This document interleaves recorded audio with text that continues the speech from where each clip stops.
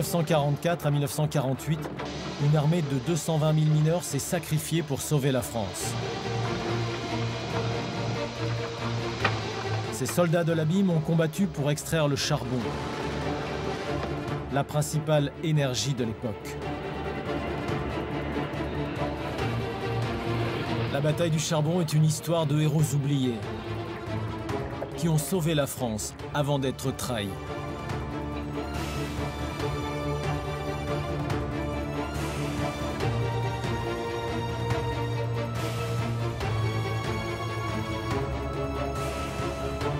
La bataille du charbon marquera l'histoire des hommes et de ces territoires gorgés de houille.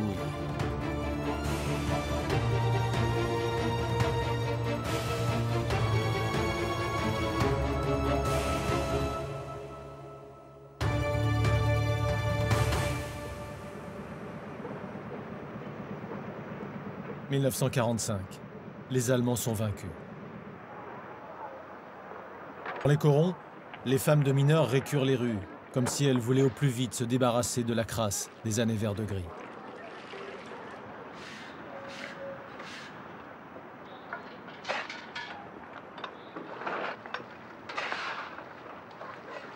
Elles ont les traits tirés et se remettent mal de l'occupation, de cette épidémie de 4 ans qui a mis la France à genoux. Tout manque, le pain, les matières grasses, la viande, le savon. Année après année d'occupation, les femmes de mineurs ont vu leur mari s'affaiblir.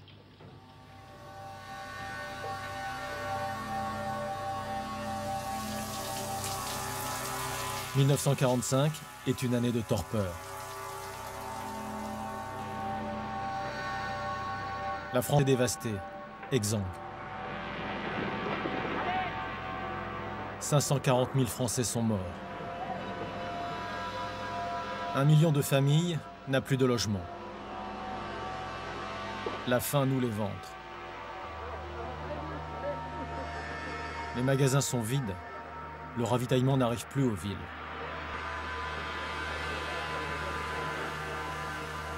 Il n'y a pas assez de charbon et le froid glacial des hivers d'après-guerre tue les plus faibles. Trouver de quoi manger ou de branches à brûler pour se réchauffer devient une obsession quotidienne.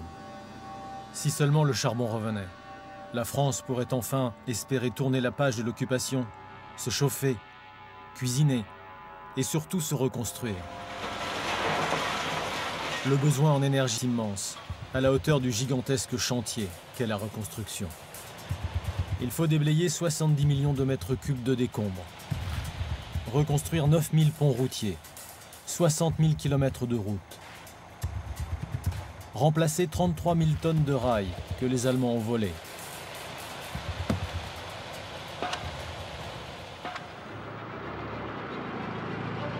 Le général de Gaulle, à la tête du gouvernement provisoire de la République française, sillonne une France détruite pour rassurer les Français, les sauver du désespoir, eux qui doivent tout reconstruire. De Gaulle sait que la reconstruction ne pourra se faire sans la relance de la production charbonnière. Tous les regards se tournent vers les mineurs, vers ces travailleurs de force qui produisent la seule ressource qui peut sauver la France, le charbon. Le problème est que les mineurs anémiés par les privations sont en mauvaise santé. Pour nourrir leur famille et compenser le mauvais ravitaillement, ils préfèrent certains jours cultiver leur potager, plutôt que de rejoindre les entrailles de la terre. Ils n'ont pas le cœur à relancer la production. Depuis la libération, leur rendement s'est effondré. Dans les mines, le taux d'absentéisme atteint les 25%. Les mineurs sont une corporation à part. Les villes minières sont des cités champignons de l'ère industrielle, des univers clos, posés au milieu des champs, souvent fermés par des palissades qui les isolent du monde. À l'époque, la mine avale les enfants des corons à partir de 14 ans. J'ai commencé à 14 ans. Vous allez directement, vous n'avez pas besoin de vos parents, rien, pour vous faire embaucher. Moi, j'ai descendu un an et demi après le décès de mon père. C'est-à-dire que j'avais 18 ans. J'ai descendu à la mine par obligation parce que mon père a été tué dans cette mine. Et comme ma mère perdait la moitié du logement, et j'avais encore un frère et une sœur en bas âge, donc j'ai venu travailler dans les mines. Le mineur est un travailleur noctambule. Sa lampe est la petite flamme qui rassure le galibot à sa première descente. La première descente, c'était très difficile.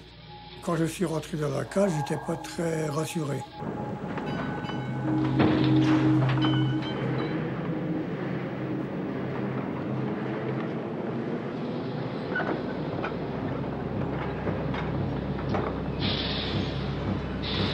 On avait un petit pincement au cœur quand même. Le fait de monter dans la cage et de descendre au fond, et quand on ne sait pas ce que c'est, au départ, on appréhende un peu.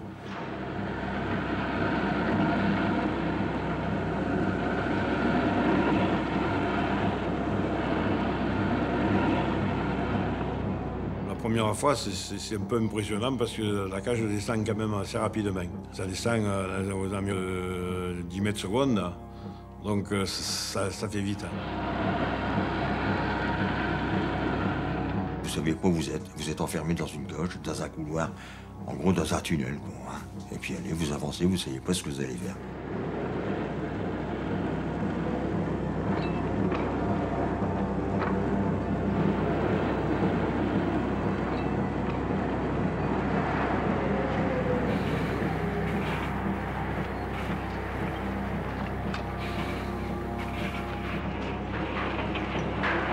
La mine est un monstre dont il faut parcourir les entrailles sur des centaines de mètres pour retrouver son chantier.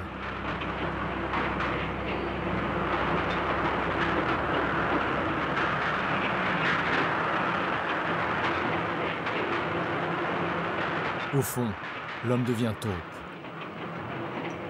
Il fait 35 degrés, parfois 40 degrés au plus profond des fosses. L'humidité dépasse les 90%.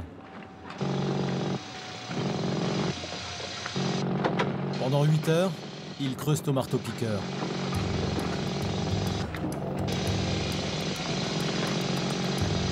Tordent leur corps dans tous les sens pour attaquer les veines de charbon. Il y avait beaucoup de poussière, ouais. Ouais. La poussière et la chaleur, ça faisait beaucoup.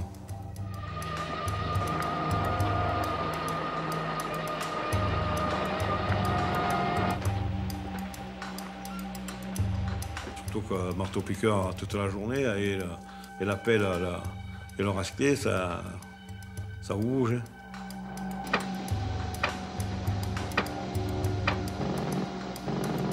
Vous imaginez que vous travaillez dans même pas 1 mètre, 80 cm, vous abattez le charbon, il faut le dégager, le charbon à la pelle, vous êtes presque coup.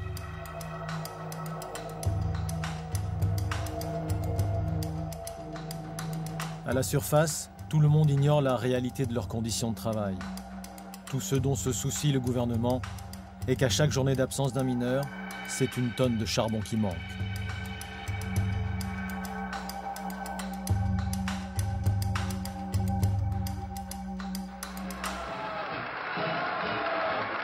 Le général de Gaulle se rend à Béthune, ville charbonnière, pour vaincre les mineurs de travailler davantage. En octobre dernier, 1,5 million de tonnes sont sorties de notre sol. Après la libération, ils en étaient à 40% de l'extraction d'avant-guerre. Les voici à 60%. Je suis sûr qu'ils iront bientôt jusqu'à 100% et davantage. Les mineurs vont saluer le héros de la guerre. Mais il ne va pas les convaincre de retrousser leurs manches. La démobilisation des mineurs est aussi politique. Les compagnies minières sont des entreprises privées, détenues par des actionnaires qui ont pris pour l'occupant expédié du charbon français vers l'Allemagne pour alimenter l'effort de guerre du Reich. Il faut dire les choses comme elles sont. Sous l'occupation, la mine, en particulier dans le nord, c'était à Bagne.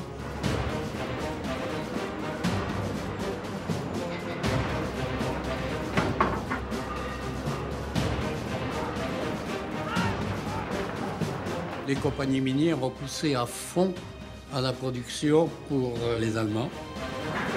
Pendant l'occupation, encadrés par la résistance communiste, les mineurs ont tenté de ralentir ce pillage du charbon. Dans le maquis de leur galerie, ils ont multiplié les sabotages et osé la grève. C'était pas de gaieté de cœur que les mineurs travaillaient, et chaque fois qu'ils le pouvaient, ils diminuaient la production par toutes sortes de moyens. Lorsqu'un officier allemand descendait voir à la mine ce qui se passait, hein, il insultait ces mineurs, fainéants, tu vas bien travailler, etc. Et l'ingénieur passait outre avec les Allemands, et aussitôt qu'ils étaient passés, tout le monde s'asseyait. Et on faisait le moins de production possible. Beaucoup ont été arrêtés, fusillés ou déportés.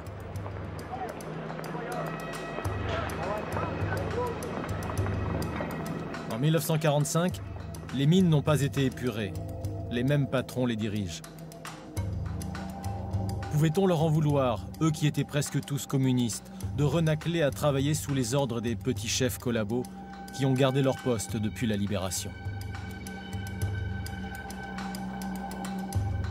L'épuration a été mal faite dans un certain nombre de puits. Et là où elle avait été mal faite, il y a eu des travails relativement nombreux. La mine est plus qu'un simple travail. Elle est toute leur existence. Et ils veulent travailler en confiance.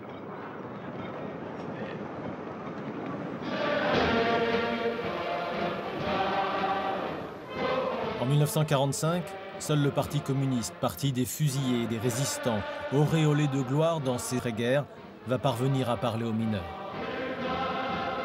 Tous les mineurs, de père en fils, en venant au monde, on était communistes.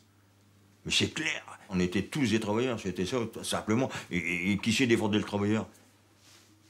C'était la CGT, le Parti communiste. Au puits où j'étais, il y avait 500 mineurs, il n'y en avait que 2 qui n'avaient pas leur carte syndicale. À sa tête, Maurice Thorez, secrétaire général du Parti communiste, fils et petit-fils de... À cette époque, les communistes sont puissants. Ils ont des ministres au gouvernement et ils veulent prouver qu'ils sont capables de gérer les affaires de la France. C'est que tous ensemble, Français et Françaises, nous devons nous atteler résolument à la tâche. Que tous ensemble, et sans tarder, nous devons entreprendre un effort tenace et prolongé afin de relever notre économie nationale. En juillet 1945, Maurice Thorez décide de prendre le problème du charbon à bras-le-corps. Il écrit un discours à l'adresse des seuls mineurs. Le 27 juillet, le parti organise un rassemblement à Oisier, petite cité minière du Nord. De tous les puits alentours, les mineurs se déplacent pour écouter Maurice Thorez, le fils du peuple.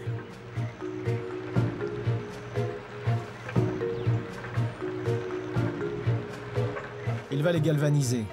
Assez n'est que produire, produire, encore produire est la forme la plus élevée de leur devoir de classe, de leur devoir de français.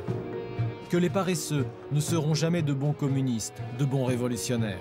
L'intérêt du peuple, l'intérêt de la classe ouvrière est de travailler et de produire. Produisez, produisez, produisez encore.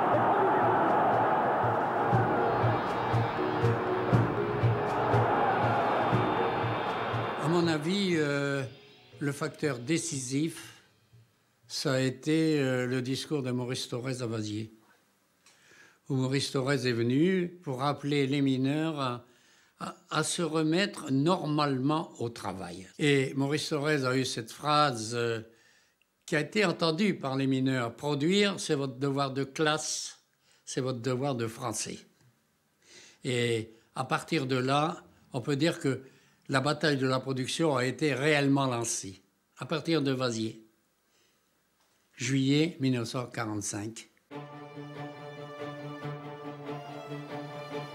Dans tous les puits de France, les délégués communistes et les élus CGT vont motiver les mineurs. Les pousser à pire et à oublier le temps de la grève. Quand le Parti communiste explique qu'il faut travailler, reprendre le travail normalement, que c'est nécessaire pour sauver la France, sa parole a beaucoup d'écho. Tout le monde était motivé pour la bataille du charbon. Et d'ailleurs, il y avait des grandes pancartes, la bataille du charbon, en route pour la bataille du charbon. Alors on a mis le drapeau bleu-blanc-rouge en haut des moulettes, en haut des chevalements, et tout le monde était content. Il fallait produire du charbon pour toute l'industrie française. On a appelé les mineurs à un grand sursaut national.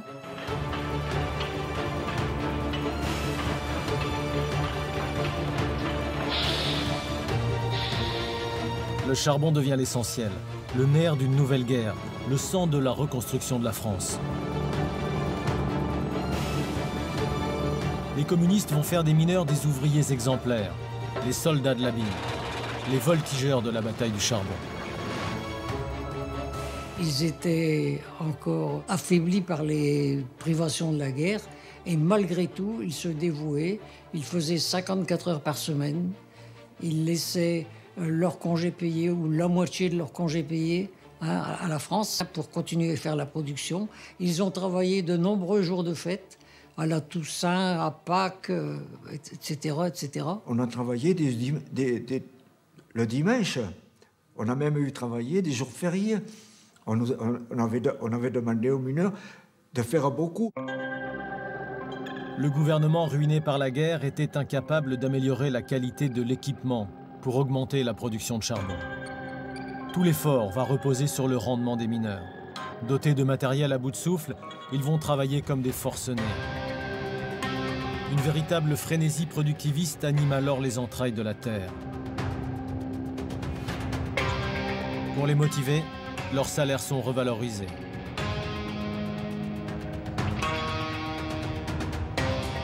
Les mineurs à l'abattage savaient qu'ils allaient gagner de plus.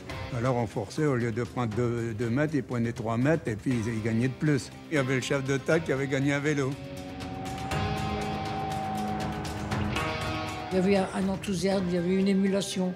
Il y avait même des concours pour gagner un cochon ou un vélo, mis comme prix dans les puits. Il y avait là une émulation et les mineurs aimaient bien ça, d'ailleurs. Ouais. L'objectif est fixé à 100 000 tonnes par jour. Toute une stratégie de communication inspirée du stakhanovisme soviétique se met en place. Le mineur va être glorifié comme un héros de champ de bataille et montré en exemple à toute la classe ouvrière et à la nation.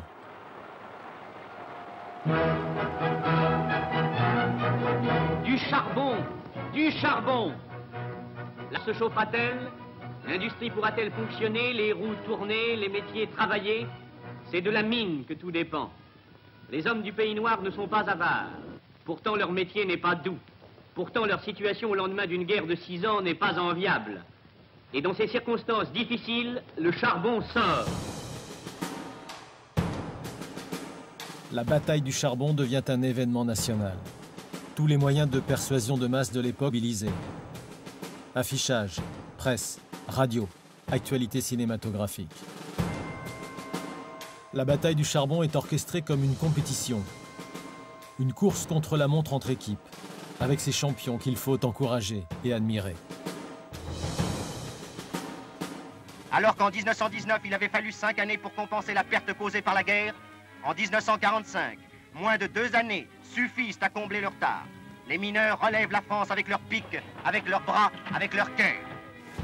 Les mineurs se sacrifiaient pour la France, pour la renaissance rapide de l'industrie française. Ils étaient fiers, comme peut-être un sportif qui, avec ses exploits sportifs. Je crois que c'est ça. Les mineurs, on leur disait, vous êtes les premiers ouvriers de France, c'est grâce à vos efforts que la France va être sauvée, et c'était vrai.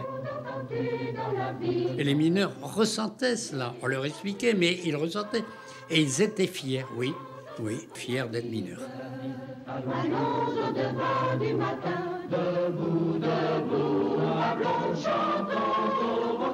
On commence jeune à la mine. Et les jeunes, ici encore, ont montré un tel courage, une telle puissance de travail, qu'ils constituent dans chaque puits une équipe d'émulation. Et une équipe d'émulation, ça représente une belle somme de courage en une seule journée. N'est-ce pas Georges Vérité? N'est-ce pas Arthur Vidier? Et toi Charles Nemec? Et toi Marceau Legrand? Et vous Valentin et Pierre Lewandowski? Le jeune mineur nous donne l'exemple. En ce moment, plus que jamais, puisque la France remonte une côte très dure, la moindre énergie doit être utilisée parce que chaque parcelle du travail présent de chacun, c'est une parcelle du futur bonheur de tous.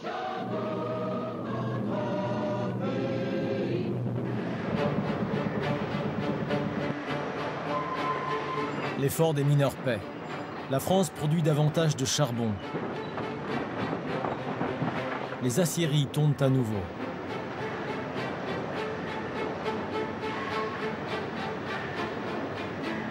Fin 1945, le réseau ferré est remis en état.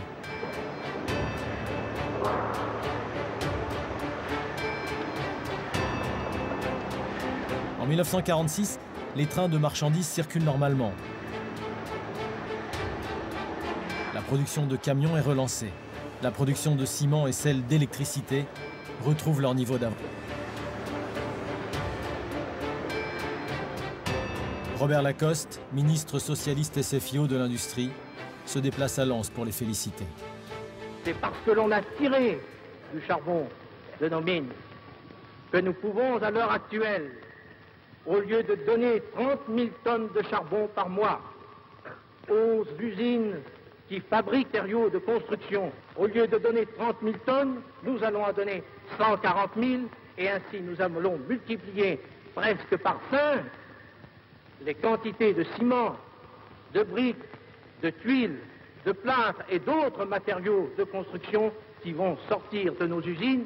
Cela, est-ce que ça ne portera pas un secours précieux aux centaines de milliers de sinistrés? C'est vrai que les mineurs ont tenu dans leurs mains le sort de la France. C'est vrai, c'est vrai.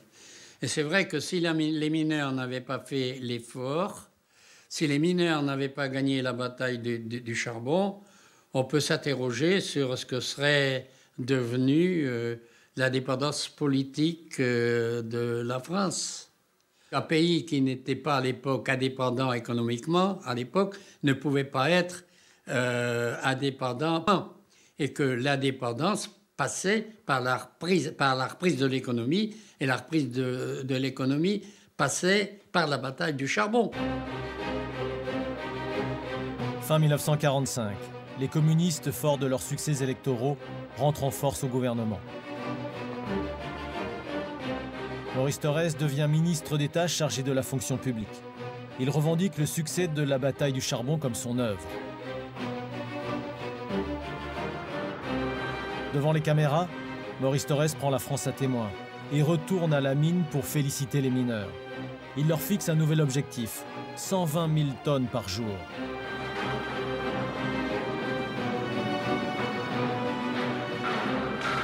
Le mineur se retrouve piégé par sa légende. Il n'a plus le choix que de redoubler d'efforts au fond des puits pour servir la France en charbon et accorder sa vie à l'image héroïque que tout le pays a désormais de lui.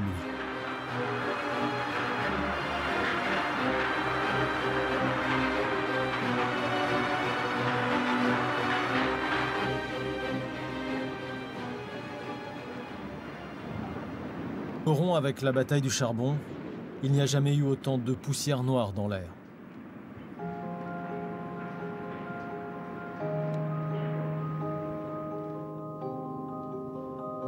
Tous les matins, les femmes de mineurs nettoient cette pollution qui pénètre partout.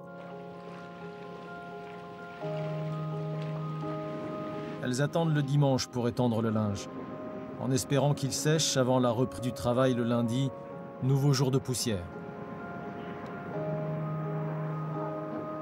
Mais elles n'osent pas maudire la mine qui épuise leur mari. Parce que la mine est nourricière. Parce qu'elle loge la famille, la chauffe avec le charbon gratuit. Et la soigne aussi dans ses dispensaires.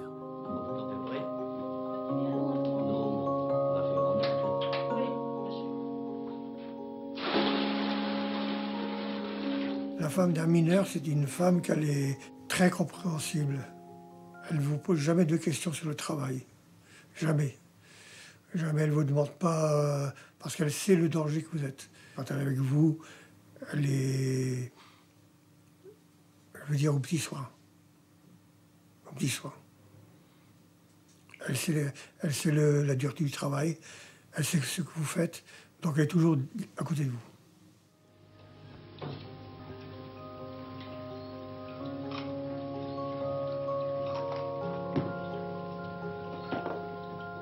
Le printemps 1946 annonce le temps des récompenses pour les mineurs.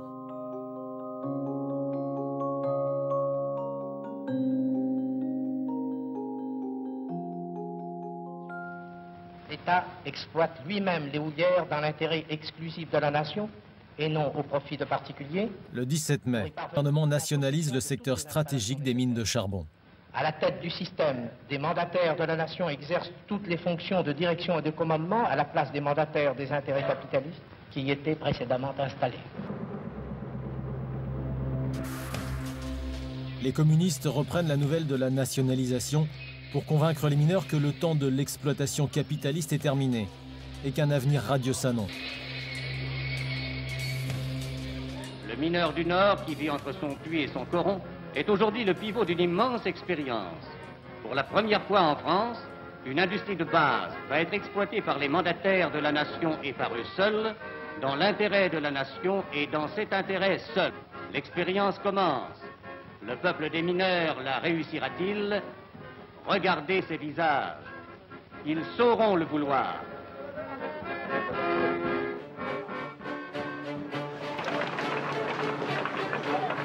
Les mineurs se persuadent que la mine et ses machines leur appartiennent enfin.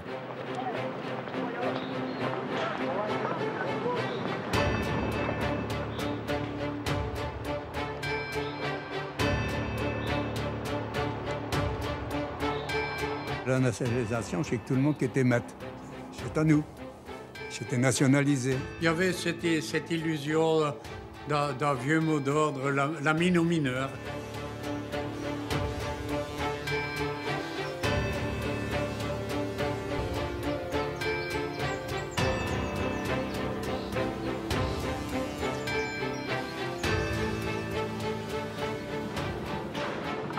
Dix jours après, le 28 mai 1946, leur vie va vraiment changer. Sur proposition d'un député communiste, l'Assemblée nationale adopte le statut du mineur, leur première convention collective. Un texte dont ils vont apprendre chaque article par cœur et qui va faire d'eux des travailleurs privilégiés. Le niveau de vie des mineurs s'est élevé, avec le statut du mineur, avec la sécurité sociale minière, avec les comités de puits, avec un ravitaillement supplémentaire et avec des salaires supplémentaires, avec des congés payés supplémentaires. Alors que le congé payé normal était de 2 semaines, avec le statut du mineur, les mineurs qui avaient 10 ans d'ancienneté avaient 4 semaines de congé. C'était quelque chose, le statut du mineur. Les mineurs sont maintenant les premiers ouvriers de France. La nouvelle enchante les corons. Leur droit au logement, gratuit jusqu'à la mort, est garanti. Leurs soins sont désormais pris en charge par la sécurité sociale minière. La vie s'améliore enfin. Et les enfants vont même pouvoir partir en colonie de vacances. Le seul fait que le métier était reconnu. Le seul fait que le métier était mieux rémunéré qu'il ne l'avait été. Les mineurs ont quand même été dotés d'un statut qui les plaçait presque à l'avant-garde de la classe ouvrière française. Donc, toute une série d'améliorations, oui. On travaillait bien, mais on voyait les résultats de son travail. Pour la première fois depuis la guerre, les corons s'animent le dimanche.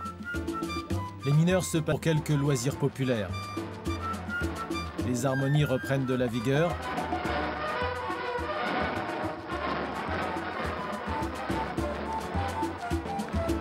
Et le foot enflamme les corons.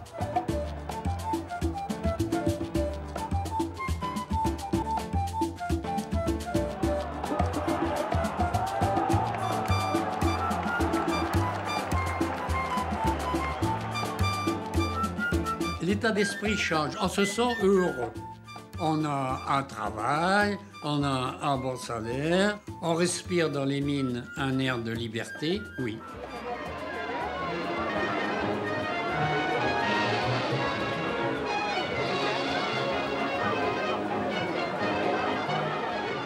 Moi, je compare 1946 à 1937. C'est les mêmes années. C'est les deux plus belles années de la corporation minière. Mais le vrai cadeau, c'est l'achat par le comité d'entreprise d'un château à la Napoule, au bord de la Méditerranée. Les premiers à partir seront choisis par tirage au sort. Ils n'avaient jamais imaginé partir en congé, glisser dans des valises un maillot de bain, prendre le train avec les enfants, traverser la France et découvrir la Méditerranée, celle que chante Trenet.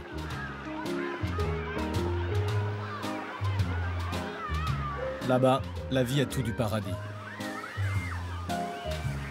Des vacances de rêve avec les copains de la fosse.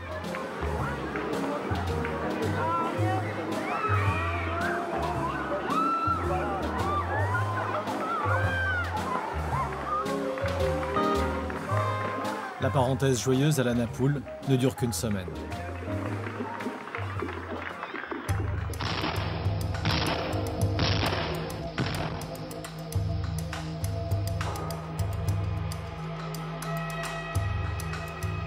Le salaire au rendement pousse les mineurs à travailler sans retenue.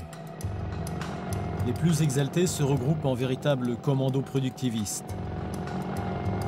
Ils travaillent au fond, nus comme des athlètes grecs. Ils battent des records. Pris par la fierté de travailler plus vite que les autres, de gagner mieux leur vie, ces soldats de la production oublient les dangers dans cet univers hostile. Des petits accidents, des pieds cassés, des fractures de bras, des fractures, il y en avait beaucoup. Petits accidents, ça, il y en avait énormément. C'était surtout des doigts coupés avec les haches, des blessés aussi à cause des machines, des bois qui tombaient, tout ça.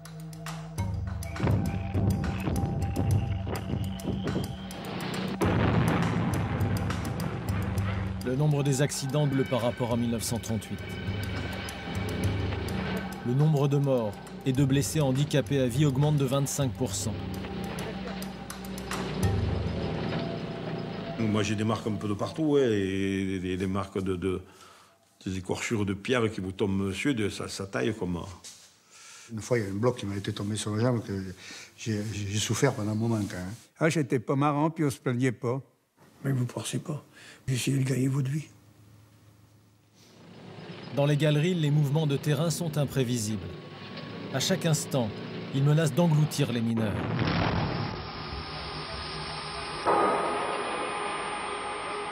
Moi, je suis un rescapé de l'éboulement, quoi.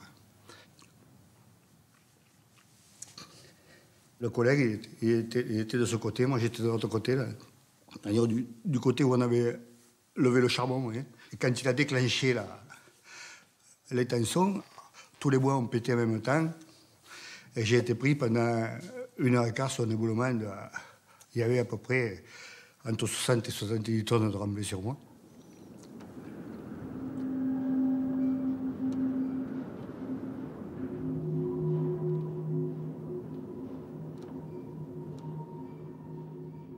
Quand vous êtes dessous un éboulement, parce que le bruit il rentre sur un éboulement.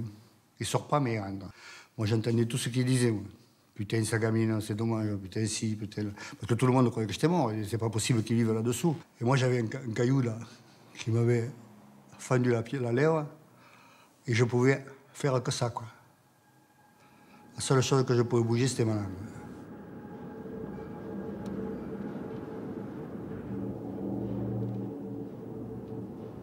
Tout le monde était là pour essayer de faire le maximum, quoi. Sans penser qu'ils allaient sortir quelqu'un de vivant, quoi. Sans penser ça. Et puis, à un moment donné, il me semblait que je les entendais de plus en plus près, de plus en plus près, de plus en plus près. J'entendais des gars qui refusaient d'y aller parce qu'ils disaient « c'est dangereux, j'y vais pas ». Et c'est là que je me suis mis à crier. Et là, le chef, il a entendu, il a dit « taisez-vous, les gars, taisez-vous ». Et là, j'ai crié, mais c'est toi, Comte, mais c'est toi, Comte. Ouais, j'ai dit oui, dépêchez-vous. Et ils se sont dépêchés, quoi. Après, ça allait vite quand j'ai reçu les coups sur moi.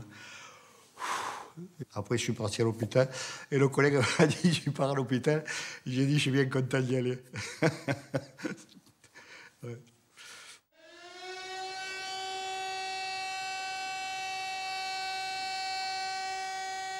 Il y avait une sirène dans le... Et quand il y avait un mort, la sirène se mettait en route avec un son lugubre. Et très long. Très long. Les gens savaient qu'il y avait un accident grave.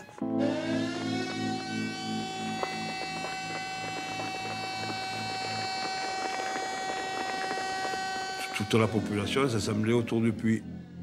Alors tout le monde se fait du souci, son père ou quelqu'un de sa famille travaille. Donc il y avait plus de 100 personnes ou 200 personnes autour du puits, là.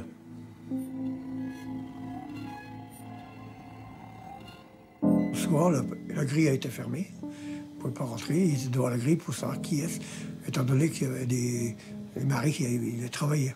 Ils essayaient de savoir des renseignements.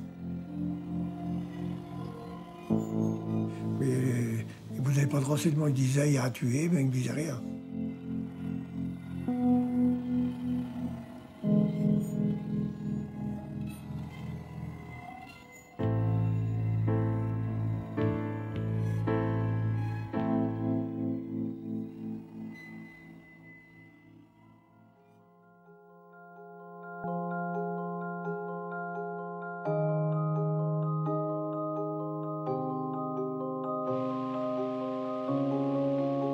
Sur les carreaux, un mineur meurt tous les 2 jours.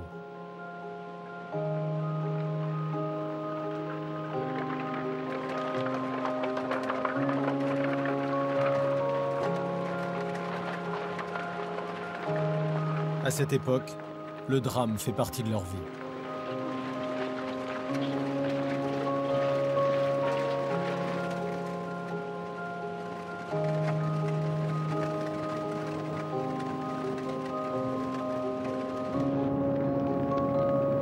Plus que les coups de grisoulement, c'est la poussière qui va décimer les mineurs. Dans les boyaux, elle est un poison qu'ils respirent sans protection. Presque tous vont contracter la silicose, la maladie des poumons de pierre, qui réduit progressivement la capacité pulmonaire et les tue à petit feu par asphyxie. Un mineur silicosé à 100%, j'arrive même plus à aller les voir, mes copains. J'en ai encore. J'arrive plus à aller les voir.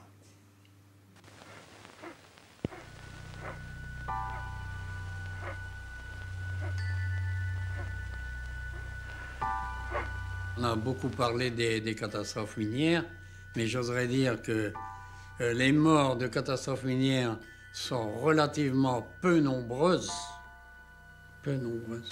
relativement, par rapport à ceux qui sont morts de silicose dans d'autres souffrances. Combien de mineurs qui sont morts repris par la silicose? Et tous les jours, on en enterre tous les jours, un mineur. Vous faites un tour au cimetière d'Anvers, ici. Et puis vous allez voir tous ceux qui sont là sont presque tous morts de silicose.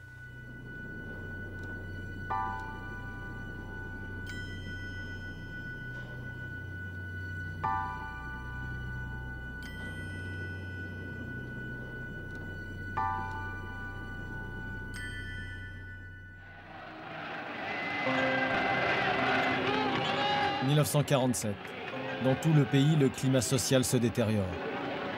Les revalorisations des salaires ne compensent pas la hausse vertigineuse des prix des denrées alimentaires.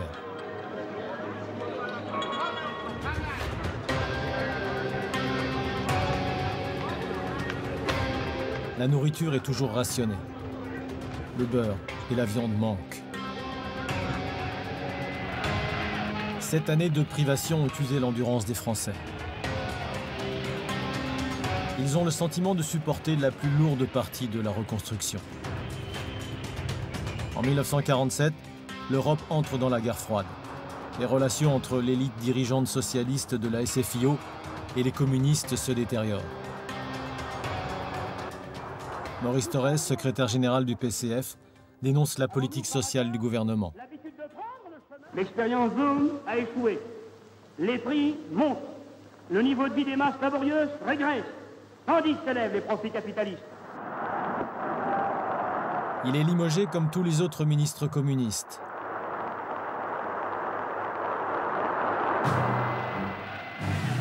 En une journée, l'Alliance sacrée née de la résistance, de la libération et de la reconstruction de la France est balayée. Des grèves éclatent partout, dans l'industrie, les transports et les mines aussi.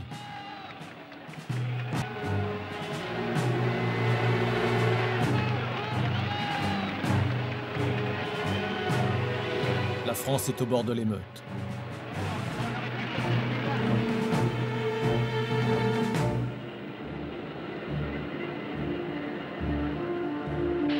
« 1948 sera l'année de la trahison. La bataille du charbon est gagnée, mais son coût de production bat tous les records.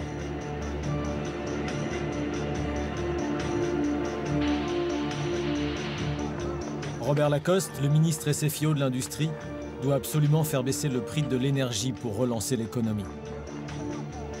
La tonne de charbon extraite des mines françaises coûte 3 fois plus cher que celle produite en Allemagne. Les charges sociales sur les salaires des mineurs s'élèvent à 73% contre 44% dans les autres industries. Mi-septembre 1948, Robert Lacoste va poignarder les mineurs. Pour réduire les coûts de production, il leur retire par décret certains avantages qu'ils avaient obtenus grâce au statut des mineurs.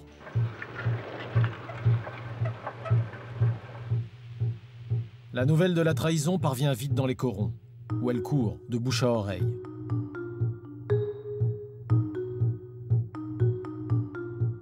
Les mineurs sont abasourdis. La paye sera maintenant calculée selon les pertes de la production. Il n'y a plus de salaire garanti. Les licenciements sont facilités. On va réduire de 10% les effectifs des ouvriers tout en gardant les exigences de rendement. Les accidents du travail et les maladies professionnelles seront gérés par les patrons. Combat ne finira-t-il donc jamais? La suppression du salaire garanti, ça a été une catastrophe pour les mineurs. Hein, parce que même sous l'occupation allemande, le salaire garanti n'a jamais été supprimé dans les mines. Vous vous rendez compte, hein? On vous coupe les jambes. On vous coupe les jambes. C'est vrai que quand on réalise, on a fait tout ce qu'on devait faire, même peut-être trop. Et à la sortie, il n'y a pas de récompense. C'est assez lourd. C'est encore une pénalité. C'est encore une pénalité. Maurice Thorez, qui n'est plus que secrétaire général du Parti communiste, revient dans le pays noir pour soutenir les mineurs. Et cette fois, il pousse à la grève. Les syndicats organisent un référendum pour ou contre la grève. 218 000 mineurs y sont favorables. La grève s'est déclenchée, ne l'oublions pas, après un référendum à bulletin-secret. Le référendum avait décidé que la grève débuterait, on était pour ou contre. Le 4 octobre 1948, c'était un lundi, la grève a commencé pour tout le monde. Les chevalements arrêtent leur giration. Les ascenseurs ne descendent plus. Les mines s'arrêtent. Un lourd silence s'abat sur les carreaux. Les mineurs prennent le contrôle des puits. La grève va être longue. Les gars se relaient et trompent l'ennui comme ils le peuvent. On n'avait même pas encore 18 ans. On a fait grève assez longtemps. On occupe le puits de Ricard parce que pour nous, c'était le puits le plus symbolique. Occuper ce puits. Et bon, on s'attendait un jour ou l'autre à ce que les CRS viennent nous voir. Hein. Jules Mock, le ministre socialiste SFIO de l'Intérieur, ne voit dans la grève qu'une subversion communiste généralisée. En prévention, il a épuré l'armée et les CRS des communistes présents dans leur rang. Mock a mobilisé 60 000 hommes, équipés de chars et d'automitrailleuses pour reprendre du charbon.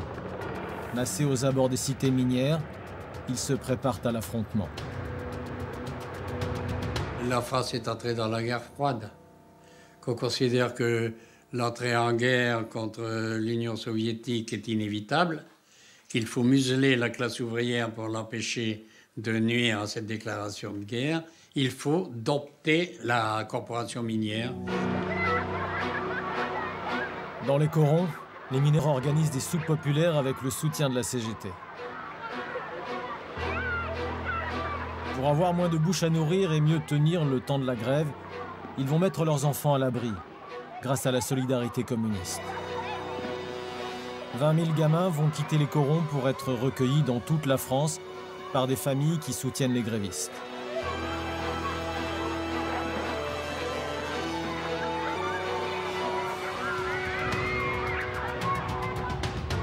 Après le départ des enfants, l'ambiance est plus à la guerre civile qu'à la grève. On aurait dit qu'ils allaient affronter une division allemande. C'est les blindés qui sont arrivés. Hein.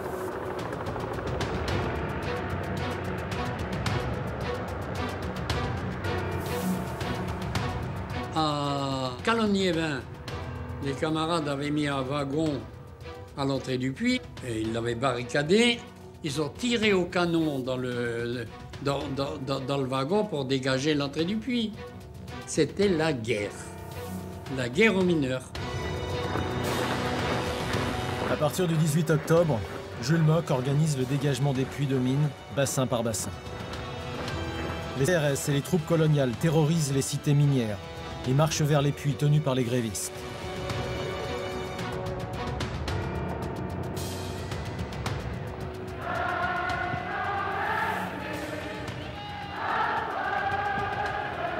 Les mineurs vont se battre pour conserver leurs puits, des pierres et des boulons contre les armes de guerre. Jules Mock avait choisi la violence pour faire peur, pour intimider. Et au 4e jour de la grève, en Lorraine, à Merlebach, Jean Sec était massacré sur place à coups de crosse. C'était d'une violence inouïe. Sur les murs de leur coron, les mineurs inventent l'expression CRS. Comment le gouvernement peut-il envoyer la troupe contre eux, les héros de la bataille du charbon? Les soldats reprennent vite le contrôle des puits, où ils se barricadent. Mais face à eux, les soldats du fond sont des durs à cuire, écorchés à vif par le sentiment d'avoir été trahis au gouvernement socialiste. Dans certains puits, ils repartent à l'assaut pour tenter de reprendre le contrôle de leurs mines. Quand on est arrivé à hauteur du puits, ils nous reçoivent avec la lance à incendie. Ils ont pu calmer avec le gaz lacrymogène. Mais le gaz lacrymogène, bon, ça fait un peu... On sent mauvais, mais bon, on passe à travers quand même.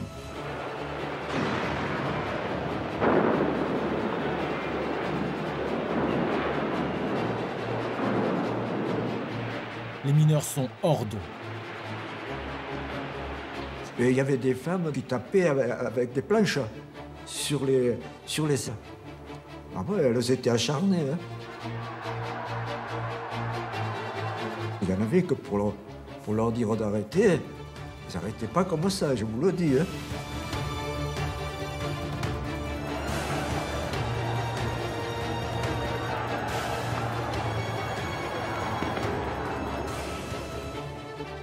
Il y a eu 56 CRS blessés. La réplique des mineurs reste dérisoire face à l'armée. Rarement, dans l'histoire du XXe siècle, on avait vu une telle répression contre des ouvriers grévistes. Ils ont tué Barbier à coups de fusil. Les CRS ont tiré. Et Goyot a été blessé et Goyot est mort après. Chaptal à Alès a été tué d'une rafale de mitrailleuse tirée par le char Sturen. Une rafale de mitrailleuse. C'est un miracle qu'il n'y a eu qu'un seul mort. 7 mineurs trouveront la mort et des centaines seront blessés. Parmi eux des femmes et des enfants. Après les violences, le calme revient sur les puits. Les mineurs enterrent leurs morts. le couvre-feu s'abat sur les pays miniers.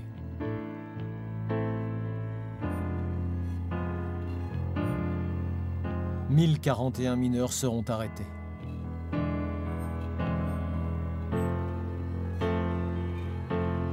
Les interrogatoires, ça a été pénible. Ça a été pénible parce que ils ont attaqué franchement d'entrée. Il y en a deux qui me sont rentrés dedans. Ils m'ont tapé sur le visage parce que moi, instinctivement, j'ai bougé. J'en ai pris plein la figure. Quand ils ont vu ça, ils m'ont dit, bon, ben maintenant, là, tu te mets torse nu, tu quittes tes chaussures, tu te mets à genoux, et les bras comme ça, et tu avances. Si j'avançais pas, j'avais un coup. Plus que la réponse, c'est la misère et la faim qui aura raison des mineurs et leur fera reprendre au début décembre 1948 l'ascenseur pour le fond après 7 semaines de grève.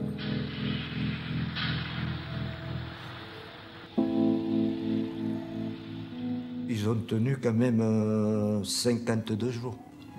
52 jours. Et ceux qui ont repris après la 6e semaine, après la 7e semaine, eh bien c'est que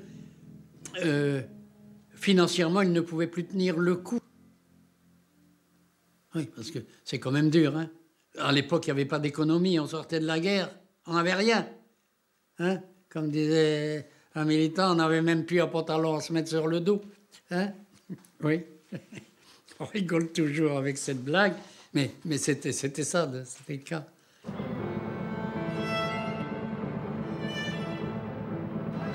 Cette semaine de grève ne laisseront que de l'amertume. L'or a été battu. La grève s'est terminée sans rien, sans qu'aucun avantage ne soit accordé. Ça a été une grève battue. Eh oui. Eh oui. Donc, on reprend le travail, comme on dit, la queue entre les jambes. Hein. Qu'est-ce que vous voulez? La grève de 1948 restera dans l'histoire comme un des conflits les plus réprimés. Des centaines de militants, de simples ouvriers sont condamnés à des années et 10 millions de francs d'amende. La sentence a tombé. Il y en a un qui a pris 3 ans. Et moi, j'étais dans la charrette. On était 13 à 6 mois. C'est une peine très lourde. Très, très lourde. 3000 mineurs sont licenciés. En plus de leur travail, ils vont perdre leur logement, le charbon gratuit, la sécurité sociale minière, et seront bannis à vie de la mine pour avoir simplement fait la grève. En plus qu'on était licenciés, on ne pouvait pas retrouver de travail dans la région. Ils voulaient qu'à toute fin, on quitte la région pour ne plus nous avoir par ici. Les gueules noires formeront jusque dans les années 60 l'avant-garde du prolétariat. Les héros de la bataille du charbon furent surtout des victimes. Et personne ne pourra leur retirer la fierté d'avoir pendant 4 ans sauvé la France. C'est-à-dire, on a été responsable. Moi, je crois, plus qu'un héros. Le héros, c'est autre chose, pour moi. Hein. Mais le mineur a été responsable. Il a répondu à ce qu'on lui demandait. Mais il n'a pas été remercié. Il n'a pas été remercié. C'est ce qui est blessant, quoi. Ce qui est blessant, c'est qu'on se sert de vous. Et quand ça va mieux, on vous dit, bon ben halte là, quoi. C'est ça, pour moi, c'est ça qui blesse le plus, quoi.